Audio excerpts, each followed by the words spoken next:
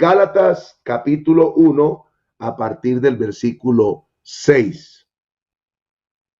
Vamos a meditar en la palabra de Dios en esta mañana. Gálatas capítulo 1, versículo 6. Leemos la escritura y nos enfocamos. Dice: estoy maravillado de que tan pronto os hayáis alejado del que os llamó por la gracia de Cristo para seguir un evangelio diferente. Vamos a ir analizándolo de una vez, vamos a ir detallando esta expresión. Recordemos que hemos venido hablando de el llamamiento del apóstol Pablo a ser apóstol, y cómo el apóstol Pablo nos ha venido hablando de que es apóstol no por hombres ni para hombres. Vimos también cómo el apóstol saluda con ese saludo de gracia y paz que involucra los dos gentilicios que habían, que eran judíos y gentiles. Vimos también cómo el apóstol Pablo habla acerca de este Jesús que se entregó por nosotros y se dio a sí mismo para librarnos, para rescatarnos. Hablamos de esa redención y cómo glorifica el Pablo al Señor, cómo lo honra. Y ahora entonces ya va a empezar a hacer la introducción de una vez al tema delicado que quiere tratar con la iglesia en Galacia, a los Gálatas, ¿no? Entonces empieza de una vez diciéndole la sorpresa que tiene Pablo, lo maravillado que se encuentra de la rapidez, de la prontitud con la que esta iglesia ha hecho algunos cambios, o según el lenguaje del apóstol Pablo, dice: os hayáis alejado de aquel que os llamó por la gracia de Cristo para seguir un evangelio diferente. Entonces voy a contextualizarlo para que vamos revisando esto.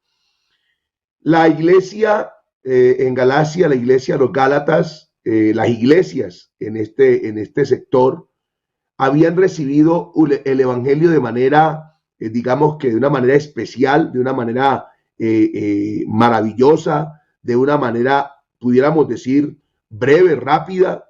El Espíritu Santo había llenado la vida de estos cristianos que estaban empezando su vida cristiana en el Espíritu.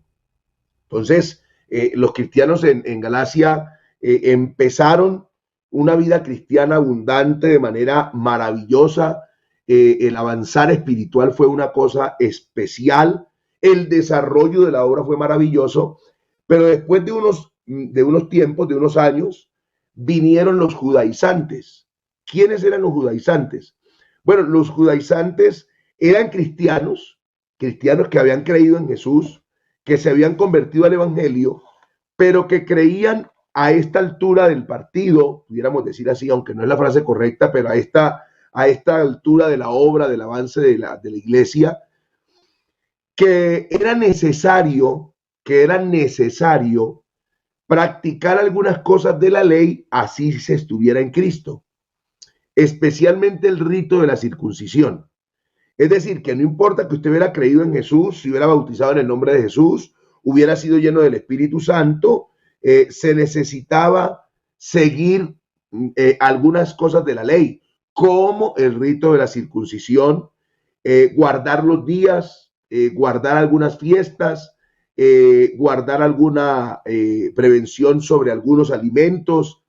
Entonces los judaizantes, escuche bien, viajaron kilómetros, pero kilómetros es kilómetros, llegando a las iglesias incipientes, a las iglesias que estaban comenzando, para decirles: lo felicitamos, ustedes están muy bien, excelente, pero les hace falta.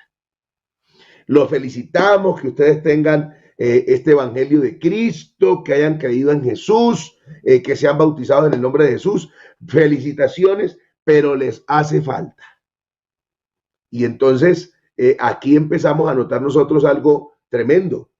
Y es que los judaizantes, ya lo mencioné en las clases pasadas de Gálatas, querían y creían que a Jesús le hacía falta una parte y que ellos la completaban con la ley. Entonces, que lo que había hecho Jesús en la cruz maravilloso, pero que le faltaba, que la obra de Jesús sin guardar el sábado, que la obra de Jesús sin cumplir el rito de la circuncisión, que la obra de Jesús sin celebrar algunas ritualidades, algunas fiestas solemnes, no estaba completo.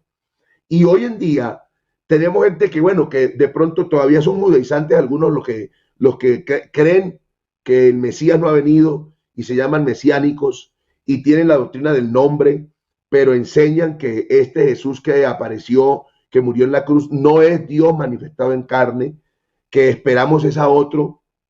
Algunos dicen, sí, ustedes están en la verdad, nos alegramos mucho de que ustedes son una iglesia de sana doctrina, pero les hace falta ponerse esto, quitarse esto, les hace falta guardar esto, les hace falta vestirse de esta manera, les hace falta creer en lo siguiente.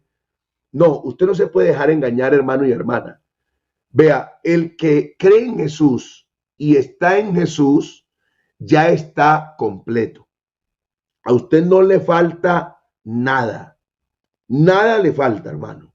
No, hermano, que es que la Biblia dice que los sábados no se puede trabajar. Entonces, si usted está bautizado en el nombre de Jesús, pero sigue trabajando los sábados, ahí la está embarrando. Usted, para que la salvación sea completa, debe creer en Jesús y guardar el sábado. No es cierto, porque es Cristo en nuestro reposo. Esto lo vamos a estudiar en Gálatas. Entonces, estas personas judaizantes llegan aparentemente con un evangelio diferente. El apóstol Pablo nos va a aclarar más adelante qué es lo que pasa. Pero el cambio de dirección de los cristianos gálatas no había sido meramente intelectual, había sido el abandono de su relación personal con Dios. Su alejamiento fue la de vivir en un periodo antes de Cristo, cuando ya había llegado Cristo. La decisión de ellos era retroceder hasta los días de Moisés y rechazar la obra transformadora y reveladora a través de Cristo. Aunque Pablo da a entender que esto era moverse a un evangelio distinto, prosigue en el versículo 7 a clarificar que en realidad no es que haya otro evangelio. No es que haya otro evangelio. Cuando el evangelio de la gracia en Cristo se complementa con el sistema de Moisés, el resultado no es un evangelio perfeccionado y completamente maduro, sino una burda perversión y un mensaje completamente distinto. Las perversiones dentro del evangelio se conocen como herejías. Las últimas palabras de Pablo aquí son muy fuertes, pues invoca una maldición sobre cualquiera que deforme el evangelio. Y es lo que dice el versículo 7. Entonces veamos el versículo 7, lo que dice el apóstol Pablo. No que haya otro, sino que hay algunos que os perturban y quieren pervertir el evangelio de Cristo. Entonces no hay otro evangelio. Hermano, eso lo dejamos claro en esta mañana. No hay otro evangelio. Vea, la gente hoy se confunde y suele pensar y suele decir, ¿cómo hago yo para saber si estoy en la verdad?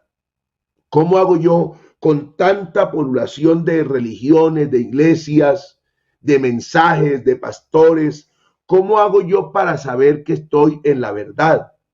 Hermano, explíquenos por qué hoy nosotros creemos que estamos en la verdad, cuando todos los que leen la Biblia, crean lo que crean, dicen que están en la verdad y que ellos tienen la verdad y que ellos son la verdad. Entonces, aquí hay algo muy importante, muy interesante. Vea, el evangelio no son dos ni tres, el evangelio es uno solo. Y Pablo intenta decir, no es que haya una cantidad de evangelios conforme a las iglesias, a las filosofías, a los pensamientos que hay, no. No hay otro evangelio, sino que hay gente, lo dice el apóstol Pablo, hay algunos que os perturban y quieren pervertir, corromper, echar a perder el evangelio de Cristo. Entonces, definamos una cosa. El evangelio es uno solo. El evangelio es uno solo. Hermano, pero que a mí me enseñaron que días y yo estuve escuchando que dijeron que Dios era justo y que eso era un cuento, que tenía una sola iglesia, que con tantas iglesias en el mundo, él no podía condenar a todos, que él va a sacar a los mejores de este grupo, a los mejores de este otro, a los mejores de aquel. Entonces, él va a la iglesia A y revisa los 10 mejores de la iglesia A y los salva. Después va a la iglesia B y salva a los 10 mejores de la iglesia B. Después va a la iglesia C y salva a los mejores de la iglesia C. No, eso es un evangelio pervertido. Es un evangelio corrompido, corrupto. Dios no es polígamo. Dios no tiene muchas novias. Dios tiene una sola y con esa sola que tiene se va a casar. Hermano, pero que la parábola de las 10 vírgenes, la parábola de las 10 vírgenes no es para la iglesia. La parábola de las 10 vírgenes es para Israel. No es para la iglesia. Porque en esa parábola hay 10 vírgenes esperando al esposo. Y las 5 imprudentes se quedan por fuera y 5 entran con él. Eso no es para la iglesia. Eso es un mensaje que usted puede aplicar. Seguramente usted puede decir, hermano, pero yo he enseñado y predicado que el que se duerme, pues se lo lleva a la corriente, que el que está percibido, pues se va a salvar. Bueno, está bien, pero que usted diga que ese novio de ahí es Jesús y que esas 10 vírgenes son las iglesias que están esperando al esposo. No. La amada de Jesús es solo una. Y la Biblia siempre que habla de Jesús viniendo por la iglesia, no habla de grupos dentro de grupos. Habla de que la iglesia es amada, es perfecta, es sin arruga, es sin mancha. Así que, ¿cómo entonces, hermano, hago yo? Bueno, primero definamos que el evangelio es uno solo. Ahora lo que hay que definir es qué es ese evangelio. Pero más que qué es el evangelio, yo esta mañana pudiera decir quién es el evangelio. Porque es que el evangelio no es una cosa. El evangelio es un ser llamado Jesús. Él es el evangelio. Hermano, ¿cómo así? ¿El evangelio no es la religión en la que creemos? No, el evangelio es Jesús en el que creemos, en quien creemos. El evangelio es un ser y se llama Jesús. Porque Jesús es Dios manifestado en carne. Jesús es la buena noticia. Mire, vea. Jesús es el camino, la verdad y la vida.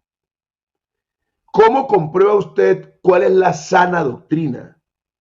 Yo le comparto esta mañana esto para que usted no se deje engañar, para que usted no se deje embolatar, para que usted no se deje desviar por mensajes que son seductores, por mensajes que son acomodados, por mensajes que son pervertidos. No, tranquilo, ¿quién dijo que usted tiene que vivir en santidad? ¿Qué pasa? Que esa gente es muy fanática. Oh, es usted, mire, pórtese bien, haga lo que pueda, que cuando usted no puede, pues Dios sabe que usted es débil. ¿Usted cree que Dios no sabía que usted iba a pecar mañana? Claro, y por eso murió en la cruz, por el pecado de ayer, de hoy, de mañana. Y aunque suena bonito, hay cosas curiosas. Mire, detectar una mentira es más fácil que detectar una verdad acomodada o una media verdad. Detectar una mentira es mucho más sencillo que detectar una verdad a medias. ¿Y qué es lo que estas personas pretenden? Verdades a medias. Verdades a medias. Ellos no es que digan mentiras. No, ellos dicen verdades acomodadas, verdades forzadas, verdades a medias. Entonces, como siempre he puesto yo un ejemplo, vea. La gente dice que no se debe trabajar el sábado. Mucha gente, porque la Biblia dice que debe guardar el día de reposo. Eso es verdad. La Biblia lo dice. La Biblia dice que no se puede comer marrano, cerdo. Eso es verdad, la Biblia lo dice. La Biblia dice que no se puede comer pescado que no tenga escamas. Es verdad, la Biblia lo dice. ¿ya? La Biblia dice también que la mujer que tiene su periodo, su ciclo menstrual, es inmunda. Sí, la Biblia también lo dice. Y que no se le podía arrimar nadie en esos días. La Biblia lo dice.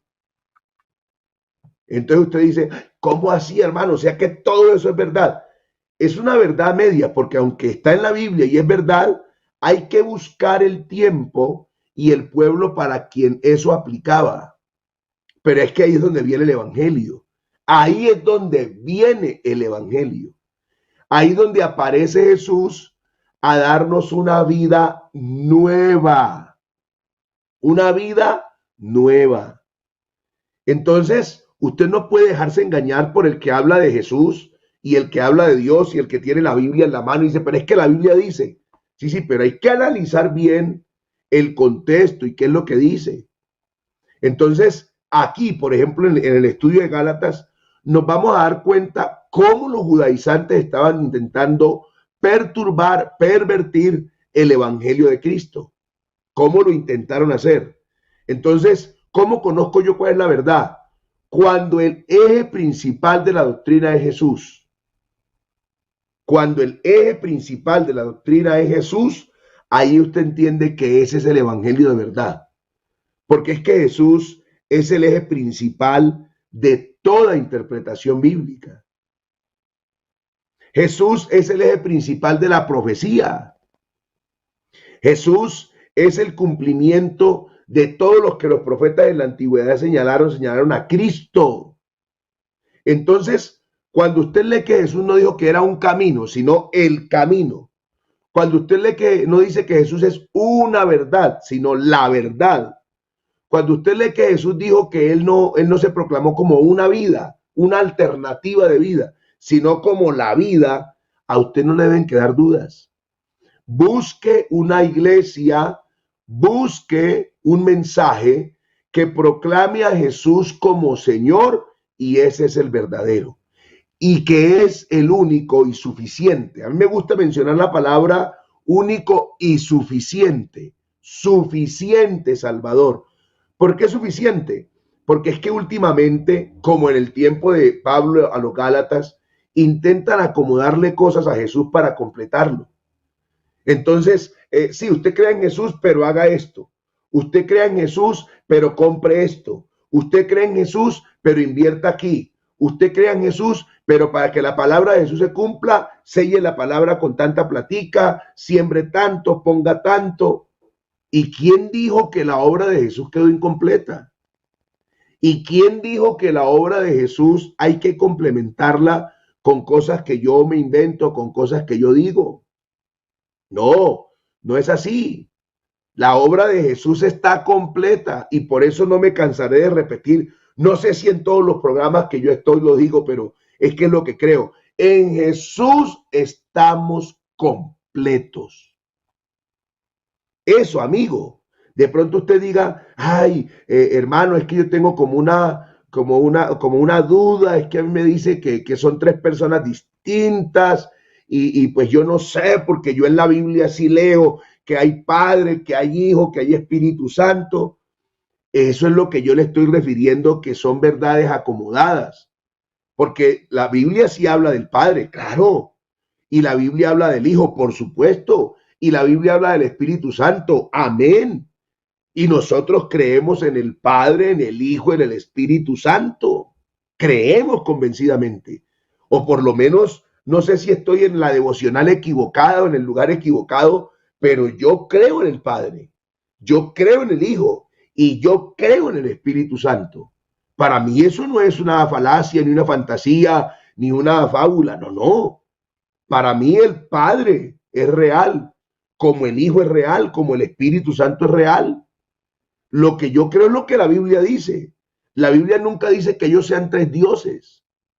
La Biblia no dice que son tres personas. La Biblia lo que dice es que hay un único Dios que se ha manifestado como Padre, como Hijo, como Espíritu Santo. Ah, pero que ustedes son Jesús solos, que es que ustedes solo Jesús y solo Jesús y solo Jesús, y uno nunca los escucha hablando del Padre ni del Espíritu Santo. Bueno, pues yo no sé si en otros programas o en otras devocionales o en otros en otras páginas, en otros grupos, lo harán diferente, pero yo hablo del Padre.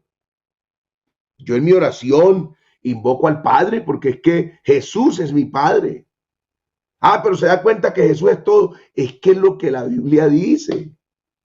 Es que es lo que la Biblia dice. Hermano, pero ¿usted cree en el Espíritu Santo? Claro que creo. Y lo predico y lo enseño y lo siento. E insisto a los cristianos para que sean llenos del Espíritu Santo.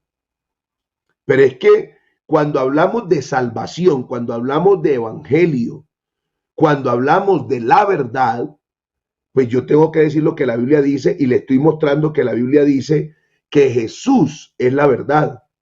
Es lo que dice Juan 14:6. Yo soy el camino, yo soy la verdad, yo soy la vida. Nadie viene al Padre sino por mí. Esa expresión es real, yo creo. Entonces, ¿cómo compruebo yo y cómo si alguno esta mañana me está escuchando y tiene una confusión? Puede ser que tenga alguna confusión y diga, hombre, yo no sé cómo comprobar si la iglesia donde estoy yendo es la verdadera. Yo no sé cómo comprobar si la doctrina en la que yo creo es la verdadera. Yo no sé cómo comprobar si lo que creo es verdad. Entonces, yo le invito esta mañana de todo corazón, a que me escuche atentamente lo que voy a leerle. Aquí tengo un escrito y voy a ser detallista con esto. Dice, la verdad distorsionada es a veces más difícil de percibir que la mentira abierta. Entonces, los judaizantes pretenden deformar la verdad acerca de Cristo. Declaraban seguirle, pero negaban que la obra de Jesús en la cruz, ojo aquí, fuera suficiente para la salvación. Por eso, hermano, yo cuando invito a una persona a creer en Jesús, yo le invito de esa manera. Yo le digo al amigo, invito a quien quiera recibir a Jesús como suficiente, Señor y Salvador. Suficiente, no solamente suficiente Salvador, sino suficiente Señor. Porque es que hay para muchos que Jesús es suficiente Salvador, pero no Señor. Entonces en el señorío montan a otros. No, Jesús es suficiente Señor y Salvador. Entonces los judaizantes decían, sí, la obra de Jesús en la cruz está bien, pero es insuficiente. Siempre existirán personas que deformen las buenas nuevas, sea porque no comprendan lo que la Biblia enseña o porque no están conformes con la verdad tal como se presenta. ¿Cómo podemos descubrir que la verdad está siendo tergiversada? Antes de aceptar las enseñanzas de cualquier grupo, descubra lo que ésta enseña acerca de Cristo. Escuche bien, antes de aceptar cualquier enseñanza, si a su casa llegan y le tocan, buenas, venimos a hablarle de Dios, pregunte, ¿qué piensan de Cristo? Para ustedes, ¿quién es Jesús? Y escuche la respuesta que le den. Si la persona le habla mal de Cristo, uy, ¿cómo así mal? Sí, si usted dice, perdóneme, para usted Jesús, ¿quién es? Para usted Jesús, ¿en qué lugar está? No, que Jesús es el segundo. Qué pena, la Biblia me dice que Jesús es el primero y el último, el principio y el fin. ¿Y qué significa eso, que Jesús es el primero y el último? Entonces, tenemos una competencia de 5 competidores. 5 competidores. Resulta que la competencia era hacia aquel lado. Voy a apuntarle aquí a ver si me ve. Hacia aquel lado, hacia allá. Iba, va la competencia. Llegó de primero el pequeñito. ¿Quién llegó de último? El gordito. ¿Ya? Entonces, eliminamos al último. ¡Pran! Listo. Resulta aquí que este señor hizo la competencia otra vez y vuelven a arrancar ahora para aquel lado. Entonces, ¡pum! Salieron, llegó de primero este, de último quedó este, va para afuera. Entonces, ya nos quedan solamente 3. Resulta que viene la competencia y otra vez arranca para aquel lado. ¡Bum! Entonces ganó este señor. Vea, este ganó. Quedó de primero. ¿Quién es el último? Este. Eliminamos el último. Ahora nos quedan solamente dos. Resulta que vuelve la competencia a ser para aquel lado. Salen corriendo y llegó de primero este. Eliminamos el último, que es este. Quedó este. Ahora vamos a hacer una competencia con este señor. Vamos a correr para el lado izquierdo o derecho. Salieron corriendo, salió corriendo él. Que ahora es para el lado derecho, salió corriendo él. Cuando este señor está corriendo, ¿quién llegó de primero? Vea, no hay más competidores, está él solo. Este competidor llegó de primero, pero también llegó de último. La única manera, escúcheme bien, la única manera de ser primero y último es que haya uno solo. Por eso Jesús se declara como el primero y el último, el principio y el fin, el alfa y la omega, porque no hay dos, ni tres, ni cuatro, ni cinco, hay uno solo. Entonces, yo pregunto a quien me viene a dar la enseñanza, yo pregunto al grupo que golpea mi puerta, que me viene a visitar, que me regala el volante con palabra de Dios. Yo le pregunto, hágame un favor, para ustedes, ¿quién es Jesús? Para ustedes, ¿qué importancia tiene la enseñanza de Jesús? Ah, no, que el más grande es fulano, que el más grande es sutano, que Jesús está en el medio, que Jesús está al final, que Jesús... No. Entonces yo pongo un filtro y lo que pido es que me descubran cuál es la enseñanza acerca de Cristo y si sus enseñanzas, las enseñanzas de ese grupo, no están acordes con la verdad de la palabra de Dios, ellos están pervirtiendo el evangelio. Entonces, ¿cómo compruebo yo que estoy en el evangelio de la verdad o en el evangelio verdadero? Porque es que hay un solo evangelio. Bueno, porque el centro de ese evangelio es Jesús. Porque el evangelio, no olvide, no es algo, el evangelio es quién. El evangelio no es qué, sino quién. El evangelio es Jesús. Pues Jesús es Dios manifestado en carne. Así que entonces las personas quieren perturbar, quieren pervertir el evangelio poniéndole a Jesús ayudantes o rueditas a los lados que para ayudarlo. Jesús es suficiente, Jesús es suficiente. No, que es que usted puede creer en Jesús, pero tiene que ponerse esto. Usted tiene que creer en Jesús, pero tiene que creer también en esto y en esto. Vean, los que creemos en Jesús, reitero y repito, estamos completos. No tenemos ninguna dificultad. Entonces, ojo con los que quieren perturbar y pervertir el evangelio, porque no es que haya otro, sino que hay algunos que quieren perturbar y pervertir el evangelio de Cristo. Y vea lo que dice el versículo 8. Ojo a ese versículo 8. Mas si aún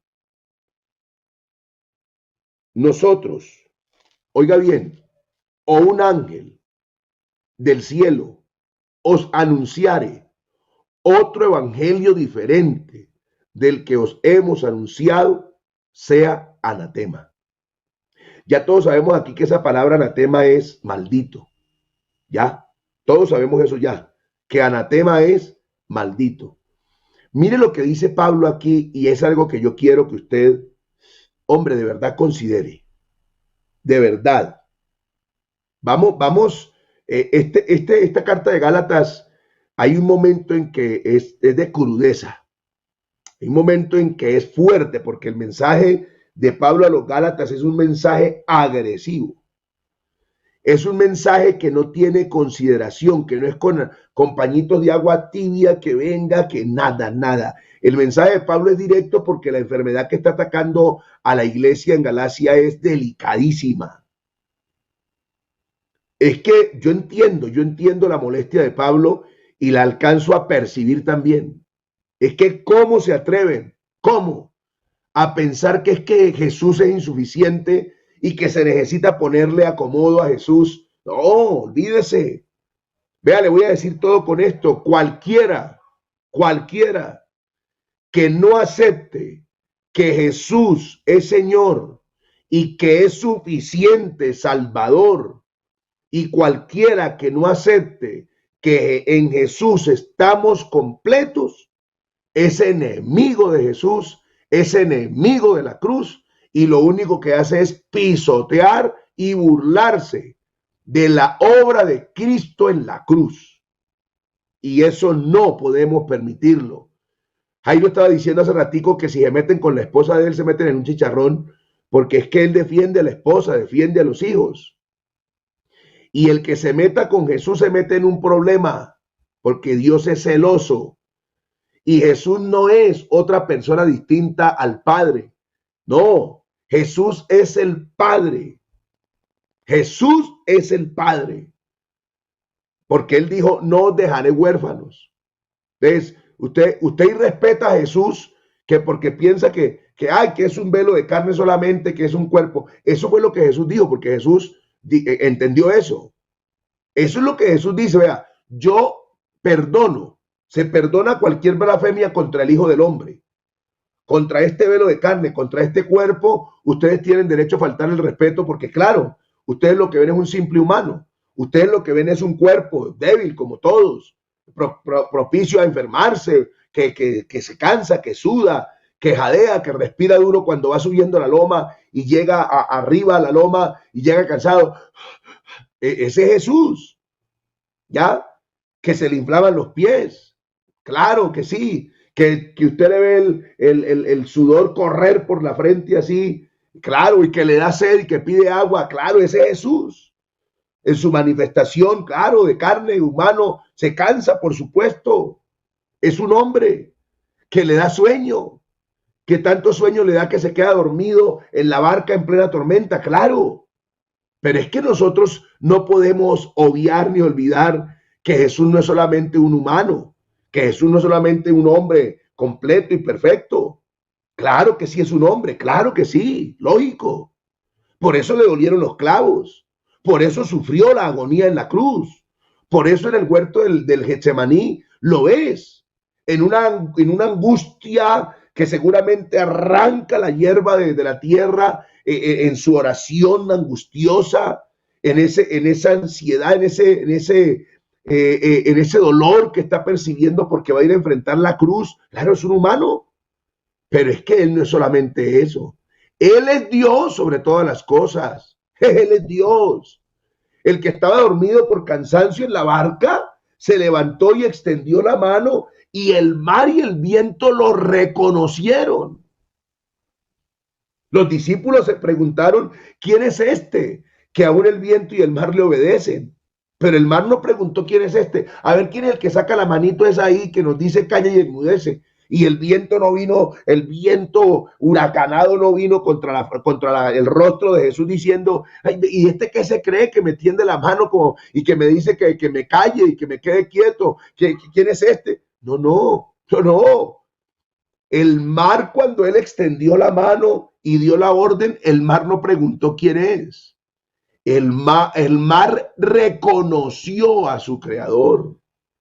El viento no preguntó, discúlpeme, ¿quién es el que me da la orden? ¿Aló? ¿Con quién? No, no, no, no.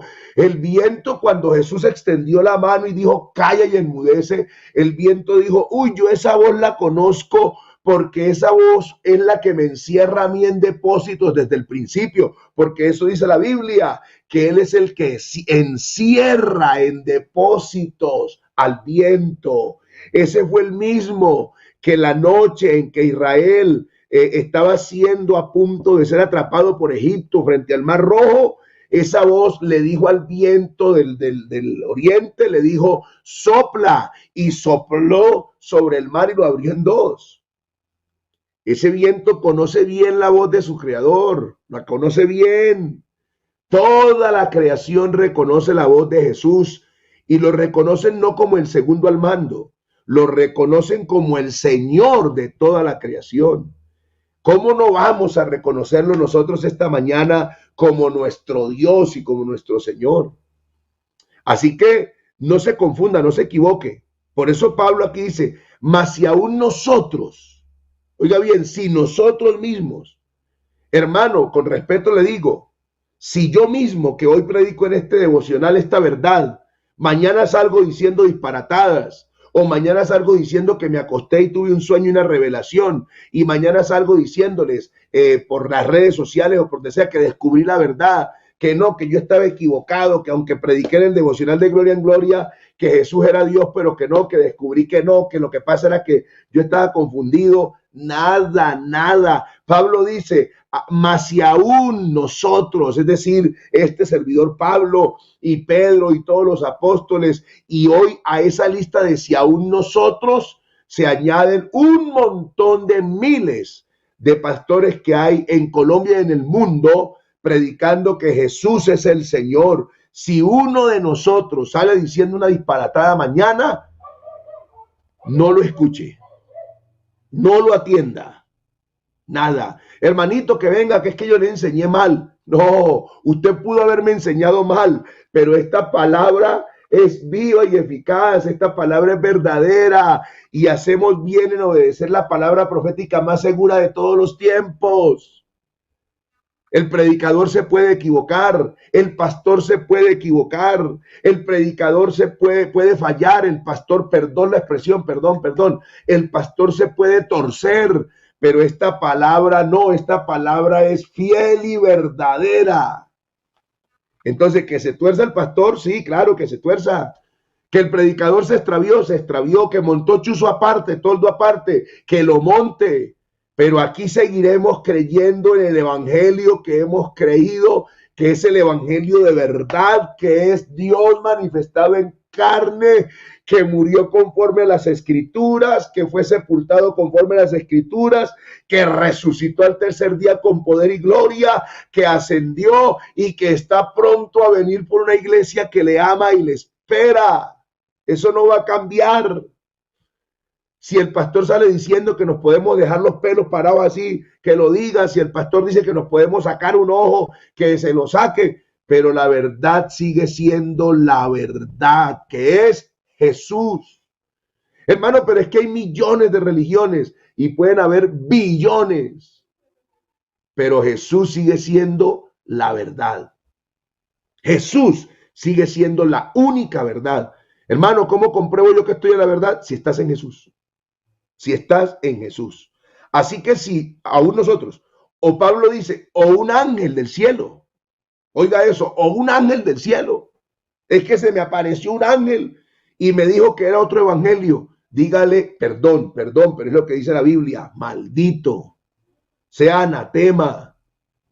Oiga, esto es delicadísimo, esto es delicado. Si alguien viene con otro mensaje, dígale, maldito, porque no estás creyendo en la palabra. Nosotros hoy somos un poquito más condescendientes, más decentes, más tranquilos. Pablo está agresivo. Y veamos el versículo 9. Entonces, el versículo 9 dice, como antes hemos dicho, también ahora lo repito. No lo dijo una vez, lo dijo 2 veces. Ya, como dice una canción por ahí, te lo dije una vez, te lo vuelvo a decir, te lo digo otra vez. Como antes hemos dicho, también ahora lo repito, si alguno os predica diferente evangelio del que habéis recibido, sea anatema. Ya no hay mucho que decir, se nos está acabando el tiempo, pero en los 2 minutos que me restan, veamos el versículo 10, porque quiero terminar la idea principal aquí. Pues busco ahora el favor de los hombres o el de Dios, o trato de agradar a los hombres. Pues si todavía agradara a los hombres, no sería siervo de Cristo. Pablo, después de esa descarga, después de esa, perdóneme que lo diga así de esta manera, de esa regada que se pegó Pablo, entonces pudo pensar Pablo que la iglesia en Galacia, que los hermanos hubieran podido decir, uy, pero se exageró de Pablo, está como bravo Pablo hoy. Uy, no, así no me gusta. Uy, no, qué feo ese Pablo así. Entonces Pablo dice, pues, ¿busco ahora el favor de los hombres o el de Dios? ¿O trato de agradar a los hombres? Mire que este mensaje es muy parecido al de Pedro. ¿Se acuerda de Pedro del discurso de Hechos 4? Cuando sanan al cojo del capítulo 3, esa sanidad desencadena un problema inmenso. Fue la primera persecución contra la iglesia y amenaza fuerte. Y Pedro dice, pues juzguen ustedes si es necesario obedecer a Dios antes que a los hombres. Mire el evangelio, lo lindo que es. Mire la coherencia del evangelio.